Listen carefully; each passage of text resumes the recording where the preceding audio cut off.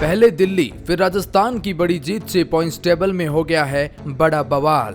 दिल्ली, राजस्थान, कोलकाता के लिए खुशखबरी, मुंबई, बेंगलुरु, चेन्नई की बड़ी मुश्किलें। प्लेऑफ की रेस में इन तीन टीमों की जगह पक्की तो ये चार टीमें बाहर होने के कगार पर। इन दो बड़े मुकाबलों के उलटफेर ने प्लेऑफ की रेस को हिला कर रख दिया है। जी हां, जैसे जैसे आईपीएल 2024 आगे बढ़ रहा है वैसे वैसे पॉइंट्स टेबल और प्लेऑफ की रेस और भी ज्यादा इंटरेस्टिंग होती जा रही है। दिन ब दिन जो मुकाबले खेले जाते हैं, प्लेऑफ के नए समीकरण आते हैं, किसी की जीत किसी के लिए बुरी खबर बन जाती है और इसी बीच सुपर सैटरडे को दो बड़े मुकाबले खेले गए। पहले मुकाबले में दिल्ली कैपिटल का सामना मुंबई इंडियंस से हुआ, जहां मुंबई इंडियंस को एक करारी शिकस्त मिल जाती है। जितना बड़ा टारगेट दिल्ली कैपिटल ने मुंबई के खिलाफ रखा, 250 से भी ज्यादा, जिसका पीछा करना वैसे भी संभव नहीं था। और वैसे में मुंबई इंडियंस ने कांटे की टक्कर इस मुकाबले में जरूर दी, लेकिन मुंबई को एक करारी हार और दिल्ली को बहुत बड़ी जीत मिल जाती है। मुंबई की हार के बाद उनकी मुश्किलें बढ़ चुकी है और दिल्ली के लिए खुशखबरी आई थी, लेकिन उसके बाद एक दूसरा बड़ा मुकाबला राजस्थान रॉयल बनाम लखनऊ सुपर जायंट्स के बीच खेला गया। वैसे तो ये मुकाबला बहुत शानदार रहा, क्योंकि 197 रन का टारगेट लखनऊ सुपर जायंट्स पहले बल्लेबाजी करते हुए राजस्थान के सामने रखते हैं, जिसके रोमांचक अंदाज में राजस्थान रॉयल ने इस मुकाबले को अपने नाम किया। अंतिम ओवरों में राजस्थान रॉयल इस मुकाबले को जीतने में कामयाब रहता है और जिसकी वजह से पॉइंट्स टेबल में बहुत बड़ी खुशखबरी राजस्थान रॉयल और दिल्ली कैपिटल के लिए आती है। तो कैसे Mumbai Indians, Lucknow super giants, Kolkata, Hyderabad की नींद उड़ चुकी है, हम आपको बताएंगे। बेंगलोर के बेहाल हो चुके हैं। अब यहां से इन दो बड़े मुकाबलों के बाद कौन सी टीमें प्लेऑफ में जगह बना रही है, कौन सी बाहर होने के कगार पर है, किस टीम को कितने मुकाबले जीतने होंगे प्लेऑफ में जगह बनाने के लिए, चलिए इस मुकाबले के बाद पॉइंट्स टेबल के हालात बताते हैं। लेकिन आगे बढ़ने से पहले छोटी सी राय जानना चाहते हैं, आपकी फेवरेट टीम जिसे आप आईपीएल में सबसे ज्यादा पसंद करते हैं और देखना चाहते हैं फाइनल में, उस टीम का नाम कमेंट सेक्शन में जरूर बताएं। वीडियो को लाइक करें, चैनल को सब्सक्राइब करें। तो जानते हैं पॉइंट्स टेबल के हालात। पॉइंट्स टेबल में 10वें पायदान पर नाम रॉयल चैलेंजर्स बेंगलुरु का आता है, जिन्होंने 9 मुकाबले खेले, केवल 2 मुकाबले जीते, 7 मुकाबले हारे, 4 पॉइंट के साथ में सबसे आखिरी पायदान 10वें पायदान पर है।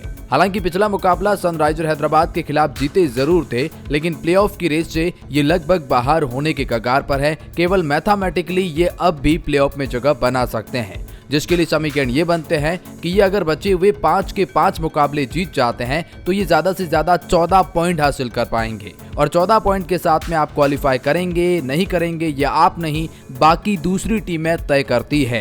क्योंकि किसी भी टीम को बिना किसी दूसरी टीम के ऊपर डिपेंड हुए प्लेऑफ में जगह बनानी है तो 16 पॉइंट कम से कम चाहिए।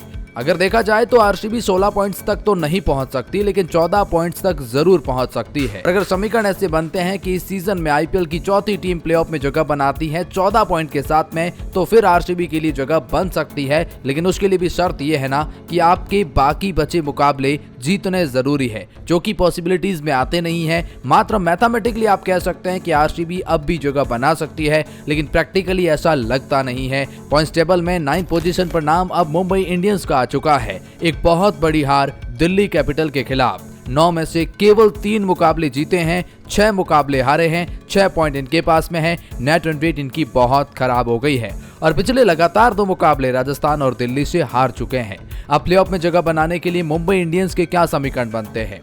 दरअसल प्लेऑफ में जगह बनाना है तो कम से कम 16 पॉइंट्स तो हासिल करने ही होंगे और मुंबई इंडियंस के बचे हैं 5 मुकाबले। अगर 5 के 5 जीत जाती है तो 10 पॉइंट हासिल हो जाएंगे, 6 पहले से हैं, 16 पॉइंट के साथ में प्लेऑफ में जगह बना सकती है मुंबई इंडियंस। तो अभी भी पूरी तरह से रेस से बाहर नहीं हुई है, लेकिन अब आप ये कहेंगे कि बचे हुए 5 के 5 जीतना वो पॉसिबिलिटीज में आता नहीं है, इसीलिए मात्र मैथमेटिकली अब भी पॉसिबल है मुंबई के लिए। लेकिन प्रैक्टिकली देखोगे तो रास्ता बहुत ज्यादा दुर्लभ हो चुका है, वो रेड जोन में आ चुके हैं। और ऐसा इसीलिए भी क्योंकि इनके अगले मुकाबलों का शेड्यूल पर भी नजर डाल लें। लखनऊ सुपर जायंट्स से फिर कोलकाता बड़ी टीम, फिर हैदराबाद खतरनाक, फिर कोलकाता, फिर लखनऊ, तो डिफिकल्टीज बढ़ने वाली है। अब चूंकि मुंबई पलटवार के लिए जानी जाती है तो देखने वाली बात है, लेकिन इस वक्त रेड जोन में है। पॉइंट्स टेबल में 8th पोजीशन पर नाम पंजाब किंग्स का है, 9 में से 3 मुकाबले जीते, 6 हारे, 6 पॉइंट के साथ में 8th पोजीशन पर बने हुए हैं। पिछला मुकाबला कोलकाता के खिलाफ हाईएस्ट हिस्टोरिकल रन चेज किया था और उसके बाद इनकी भी वो उम्मीदें बरकरार है। दरअसल 16 पॉइंट इनको भी हासिल करने होंगे, उसके लिए 10 पॉइंट और जरूरत है और मुकाबले 5 जीतेंगे तब जाकर 10 पॉइंट मिलेंगे। 5 ही तो उनको खेलने हैं, यानी बचे हुए 5 के 5 अगर ये जीतते हैं तो प्लेऑफ में जगह बनाते हैं बिना किसी दूसरी टीम के ऊपर डिपेंड हुए। और उसके लिए बचे हुए 5 के 5 जीतना है। और अगर आप इनके शेड्यूल पर नजर डालें तो चेन्नई से इनके आगामी 2 मुकाबले, फिर बेंगलुरु से, फिर राजस्थान से, फिर हैदराबाद से। तो इतनी बड़ी टीमों से जब आपके मुकाबले हैं पंजाब, तो आप नहीं कहेंगे कि ये 5 के 5 जीत जाएंगे। तो इनके लिए भी वो मात्र औपचारिकता बाकी है, बाकी प्रैक्टिकली देखोगे तो ये भी उस रेस से बाहर हो चुके हैं। मुंबई और बेंगलुरु की तरह रेड जोन में आ चुके हैं। पॉइंट्स टेबल में 7वें पायदान पर नाम गुजरात टाइटंस का आता है। 9 में से 4 जीते, 5 हारे, 8 पॉइंट के साथ में पॉइंट्स टेबल में 7वें पोजीशन पर है। पिछला मुकाबला दिल्ली कैपिटल से हारे थे। प्लेऑफ में जगह बनाने के लिए और 16 पॉइंट हासिल करने के लिए 4 मुकाबले जीतने होंगे और खेलने इनको अभी भी 5 मुकाबले हैं। तो 5 में से 4 जीतना पॉसिबिलिटीज में आता है गुजरात टाइटंस के लिए। लेकिन इनके भी शेड्यूल पर नजर डालें तो इनके आगामी 2 मुकाबले लगातार बेंगलुरु से है, फिर चेन्नई से है, फिर कोलकाता से है और फिर बड़ी टीम हैदराबाद से है। यानी सारी बड़ी टीमों से मुकाबले है। इसलिए आप भी कहेंगे गुजरात के लिए रास्ता बहुत ज्यादा बढ़ चुका है। इस वक्त ये टीम भी रेड जोन में आती है। वैसे 5 में से 4 इम्पॉसिबल तो नहीं, लेकिन मुश्किल है। फिलहाल पॉइंट्स टेबल में 6वें पायदान पर नाम चेन्नई सुपर किंग्स का आता है, जिन्होंने 8 मुकाबले खेले, 4 ही मुकाबले जीते, 4 ही मुकाबले हारे और 8 पॉइंट के साथ में ये पॉइंट्स टेबल पे 6th पोजीशन पर बने हुए हैं। प्लेऑफ में जगह बनाने के लिए चेन्नई सुपर किंग्स को भी 16 पॉइंट हासिल करने हैं और उसके लिए 8 पॉइंट और चाहिए। 4 मुकाबले और जीतने होंगे और 4 जीतने हैं 6 मुकाबले खेलते हुए।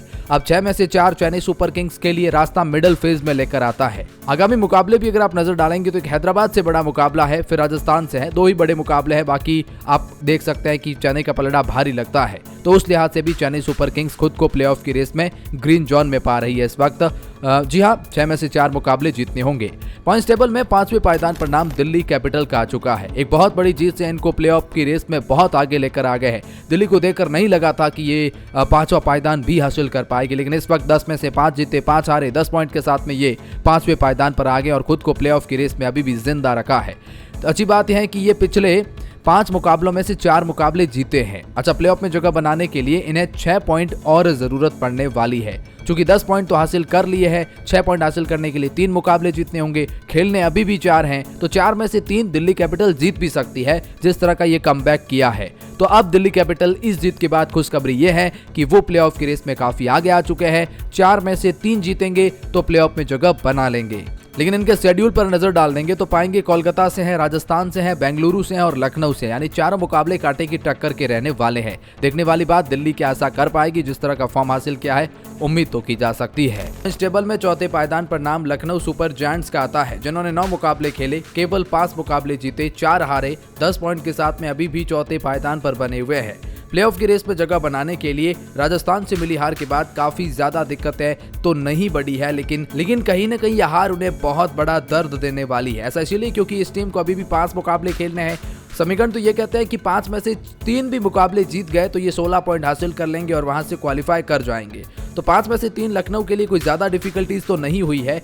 लेकिन अगर मैं आपसे कहूं कि इनके कुछ अगले मुकाबले के शेड्यूल देखिए, जहां इनका अगला मुकाबला मुंबई से है, बहुत बड़ी टीम है, कोलकाता उससे भी बड़ी टीम है, हैदराबाद खैर वो तो अलग ही लेवल का खेल है, फिर दिल्ली भी फॉर्म में आ चुकी है और फिर वापस मुंबई इंडियंस भी कमाल की टीम है। तो मतलब ये बड़े मुकाबले लखनऊ सुपर जायंट्स के लिए बहुत ज्यादा दिक्कतें बढ़ा देंगे। तो 5 में से 3 कहने को आसान हो सकते हैं, लेकिन अब रास्ता थोड़ा मुश्किल में जरूर जा रहा है, खासतौर पर इस हार के बाद। पॉइंट्स टेबल में 3रे पायदान पर नाम सनराइजर हैदराबाद का आता है। 8 मुकाबले खेले, 5 जीते, 3 हारे, 10 पॉइंट के साथ में 3रे पायदान पर है। इस टीम को 16 पॉइंट हासिल करने के लिए 3 मुकाबले अभी भी जीतने हैं और खेलने अभी भी इस टीम को 6 मुकाबले है। तो 6 में से 3 जीतना हैदराबाद जैसी टीम के लिए आप कहेंगे कोई भी डिफिकल्टीज नहीं है। इसलिए टीम खुद को ग्रीन जोन में पाते हैं, प्लेऑफ की रेस में अभी इसी वक्त सबसे आगे पाते हैं। पॉइंट्स टेबल में 2रे पायदान पर नाम कोलकाता नाइट राइडर का आता है, जिन्होंने भी 8 मुकाबले खेले, 5 जीते, 3 हारे, 10 पॉइंट के साथ में ये खुद को 2रे पायदान पर पाते हैं। 16 पॉइंट हासिल करने के लिए केवल 3 मुकाबले जीतने होंगे। खेलने इसको भी 6 मुकाबले हैं, तो 6 में से 3 जीतना कोलकाता के लिए भी कोई बड़ी बात तो रहने वाली है नहीं।